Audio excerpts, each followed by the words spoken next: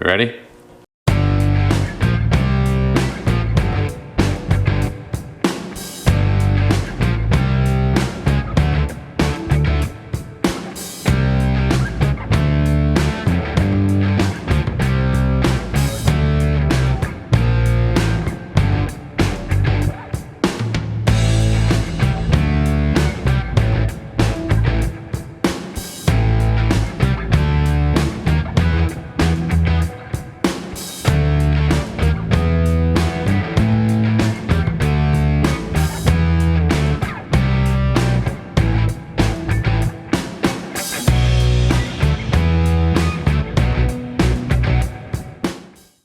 Welcome back to Fabrication 101. Before I get into today's video, in the last video I made this, which is the bottle cage for my brother's birthday present, and I told you guys I would show you what the trick is to opening this thing, because there is a little bit of a trick to it.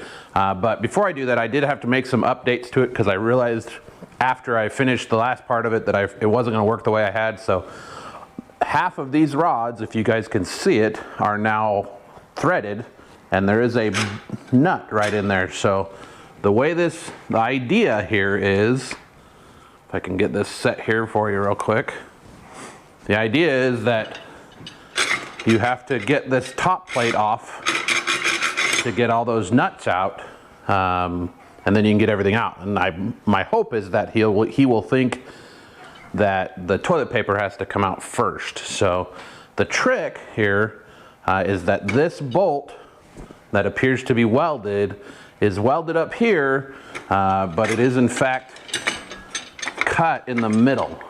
If I can get it to come apart, it's still kind of tricky to do because I don't have very small fingers. There it goes. So that plate, that nut then comes off. You can see how it's welded. And then that comes off, and then you can take all those other nuts out. So that's the trick to this thing. Hopefully it stumps them a little bit. I'm hoping, we'll see. I don't know. You never know how they're going to work out. I think it's kind of clever. We'll see. Anyhow, on to today's video. So what did you guys think of that solution? Was it what you thought it was going to be? Let me know in the comments below if the way it was solved, I guess after I fixed it, if the way it was solved was what you thought it was going to be. So today we're back out in the shop again, obviously, since you can see the shop behind me, and we are going to continue working on some stuff for the Bronco. I'll give you a quick update on it here. You can see that the cage is still out on the floor. It's not been painted yet, although it has been cleaned up, so it's ready for paint. The body and the main part of it's still outside here. Hopefully you guys can see this stuff. I've been working on the dash. I don't know if it's too bright out here. The dash has all been painted, new glove box, and I'm working on the new wiring. A lot of that stuff I wanted to get done before I put the cage back in. Easier to do while the cage is still out, I guess. So it made sense to do it while it was still out. Before I paint the cage here, I decided to work on the roof. So you can see here there's a big open area. This is all going to get sheeted. And I bought this big sheet of aluminum when I was working on the floor because I didn't think I was going to get quite so much material out of the box truck. Once it's cut down to size, we'll work on getting it mounted and shaped on the Bronco, because there is going to be a little bit of a curve put into it.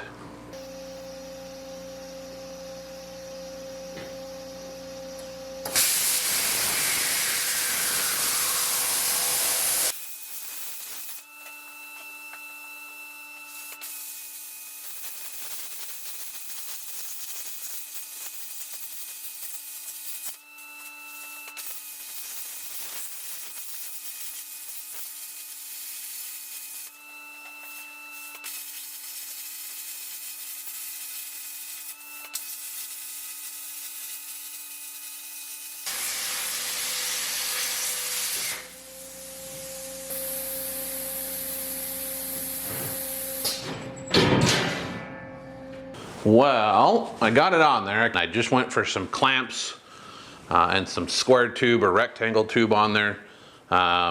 It's not the ideal way to do this, but sometimes when you don't have all the correct tools, which, you know, a slip roller would have done this awesomely if I had access to one, or one that would do the right size. But I think this is going to work.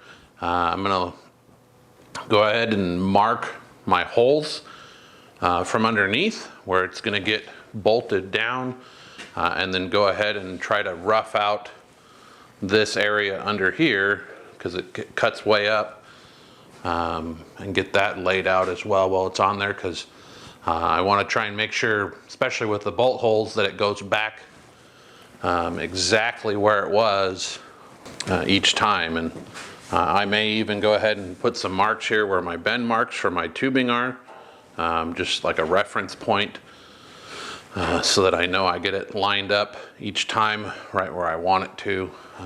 But other than that, it's not too bad. Like I said, it's not the ideal way to do this, and I'm pretty sure a couple of my little Irwin quick grips here are about ready to give up on life, because this is a pretty strenuous thing for them. Wish I could find my other one of these somewhere. I should have one. I had 4 of them and I can only find 3 of them. So anyway, we'll get the holes marked out, get the back laid out, ready to be trimmed. Might as well go ahead and lay out these corners here too while we're at it.